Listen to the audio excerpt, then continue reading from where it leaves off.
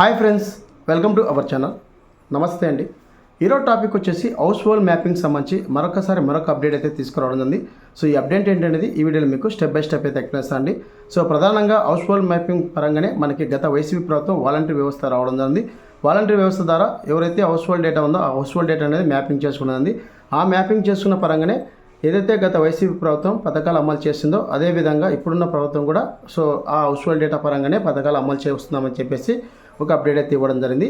So ప్రధానంగా గతంలో ఏ విధంగా అయితే హౌస్ హోల్డ్ డేటా ఉందో అదే హౌస్ హోల్డ్ డేటా ఇప్పటికీ అదే ఉందండి. సో ప్రధానంగా గతంలో గ్రామ సచివాలయంలో ఉన్నటువంటి వాలంటరీ వ్యవస్థ మాత్రమే మ్యాపింగ్ చేసింది. ఇప్పుడు ప్రధానంగా ఎంప్లాయీస్ మ్యాపింగ్ చేయడం అయితే జరుగుతుంది. అంటే అదే డేటానే జియో ట్యాగింగ్ అనేది చేయడం జరుగుతుందండి. సో ఎటువంటి మ్యాపింగ్ చేసుకోవడానికి సచివాలయానికి అయితే ఇవ్వలేదు. సో రీసెంట్గా ఈ అప్డేట్ తీసుకురావడం ఉంది.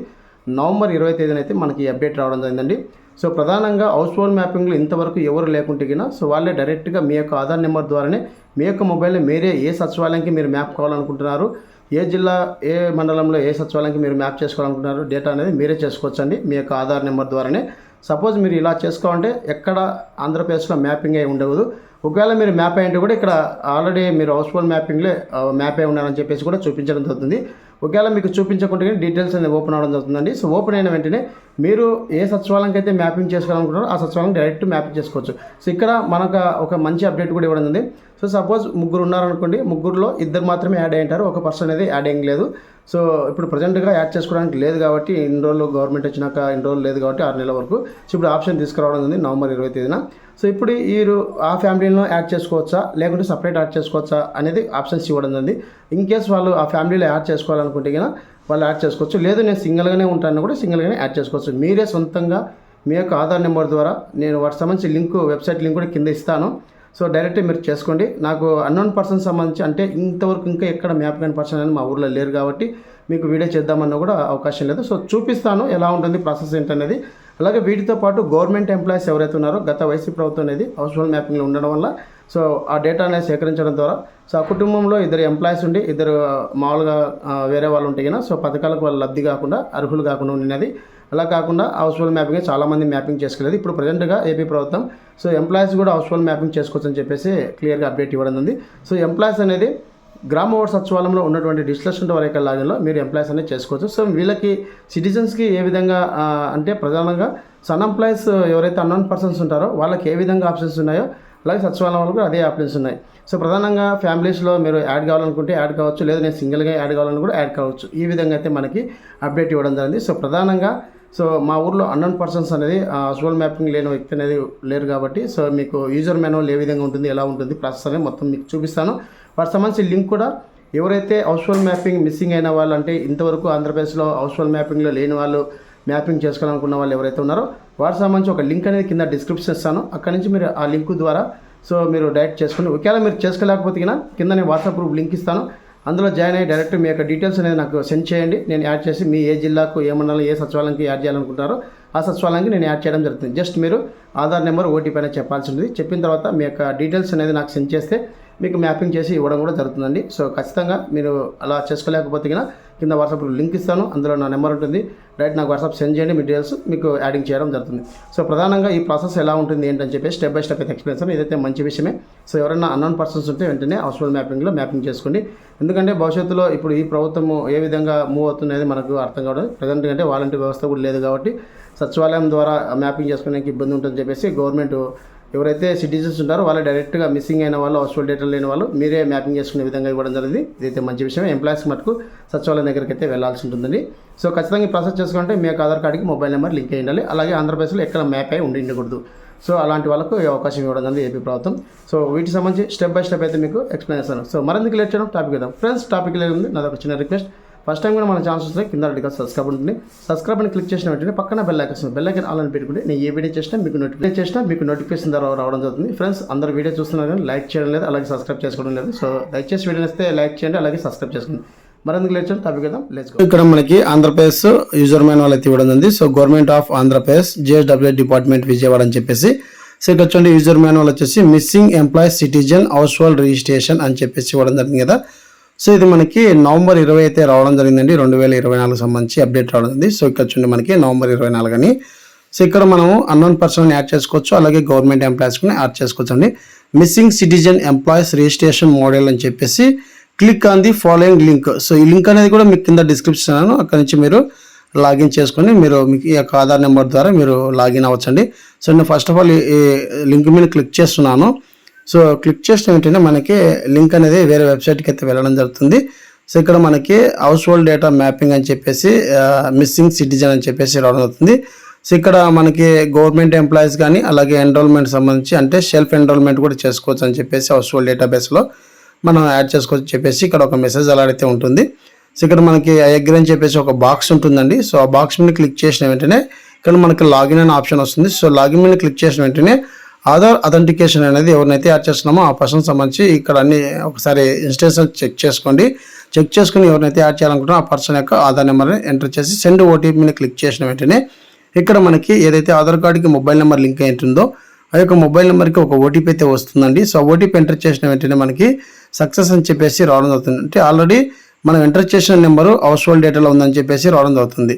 సో ఇక్కడ మనకి already exiting house hold data అని చెప్పేసి రావడం జరుగుతుందండి ఈ విధంగా. సో ఇక్కడ ఓకే మీద క్లిక్ చేసిన వెంటనే సో ఇక్కడ ఎంటర్ చేసిన ఆధార్ నెంబరు ఏదైతే ఉందో ఆ ఆధార్ నెంబర్ డేటాబేస్లో లేకుంటే కన్నా మనకి ఈ విధంగా అయితే స్క్రీన్ ప్లే అనేది రావడం జరుగుతుందండి. సో ఇక్కడ మనకి ఇవ్వడం జరిగింది if you the entered Aadhaar number అని చెప్పేసి మనకి ఈ విధంగా డీటెయిల్స్ అయితే ఓపెన్ అవుతుంది household mapping for employee అని. సో వీళ్ళు ఎక్కడ లేకుంటే ఈ విధంగా అయితే ఓపెన్ అవ్వడం జరుగుతుంది. సో ఇక్కడ వారి యొక్క పేరు, వారి యొక్క జెండరు, అలాగే వాళ్ళకి సంబంధించి డేట్ ఆఫ్ బర్త్, ఏజ్, అలాగే మనకి అడ్రస్ అయితే అడుగుతుంది. ఇక్కడ అలాగే మొత్తం డీటెయిల్స్ అనేది ఇవ్వాలి. సో మనకి పర్మనెంట్ అడ్రస్ అనేది కరెక్ట్ ఇవ్వాల్సి ఉంటుంది. మొబైల్ నెంబర్ కూడా ఇవ్వండి. సో ఇక్కడ మనకి మెయిన్గా ఏ డిస్ట్రిక్ట్, ఏ మండలము, ఏ సెక్రటరీ, ఏ క్లస్టర్కు మ్యాప్ చేసుకోవాలని చెప్పేసి డీటెయిల్స్ అనేది అడుగుతుంది. సో ఆ డీటెయిల్స్ అనేది మొత్తం ఇక్కడ మనం ఎంటర్ చేయాల్సి ఉంటుందండి. సో తప్పకుండా మొబైల్ నెంబర్ కూడా అడుగుతుంది. మొబైల్ నెంబర్ కూడా ఇవ్వండి, ఎంతకైనా మంచిదే. సో ఇక్కడ మనకి డేటా అనేది మొత్తం ఇవ్వడం జరుగుతుంది. సో ఇచ్చిన తర్వాత ఇక్కడ మనకి సో డేటా అనేది మొత్తం ఇచ్చిన తర్వాత సో సెర్చ్ చేసిన వెంటనే మనకు వెబ్సైట్ అయితే రావడం అవుతుంది.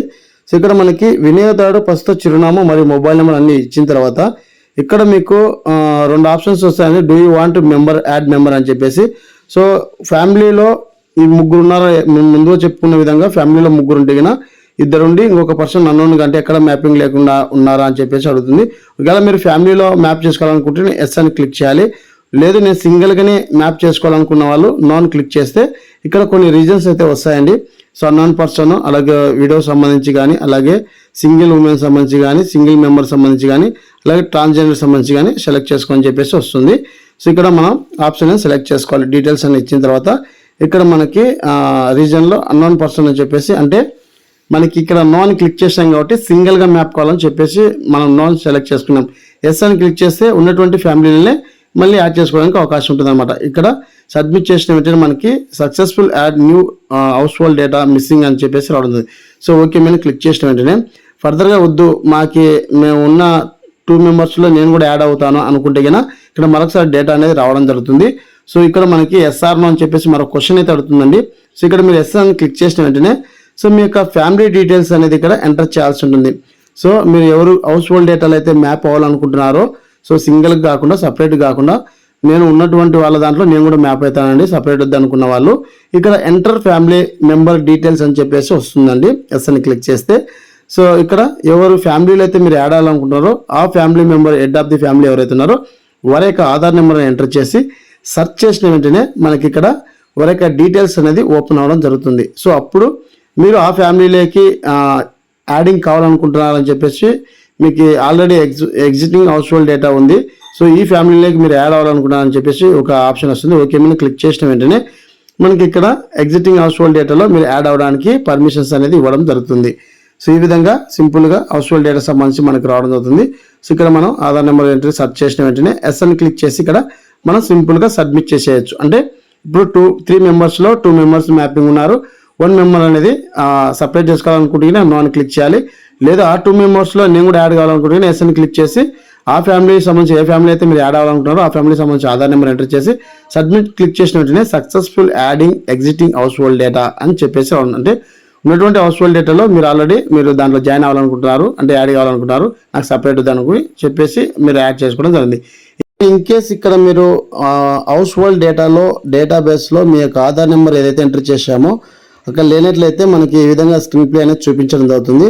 సో మరొక వ్యక్తి యొక్క సంబంధం ఎంచుకొని వారి యొక్క డీటెయిల్స్ అనేది ఎంటర్ చేసి ఇక్కడ మనకి యాడ్ అనే ఆప్షన్ ఉంది కదా, సో యాడ్ అనే ఆప్షన్ మీద క్లిక్ చేసిన వెంటనే మనకి ఇక్కడ యాడ్ అవ్వడం జరుగుతుంది. అంటే ఇక్కడ మనకి డీటెయిల్స్ అనేది ఓపెన్ అవ్వడం జరుగుతుంది. సో డీటెయిల్స్ ఓపెన్ చేసిన వెంటనే ఇక్కడ మనకి యాడ్ చేయాలనుకుంటే యాడ్ చేసుకోవచ్చు.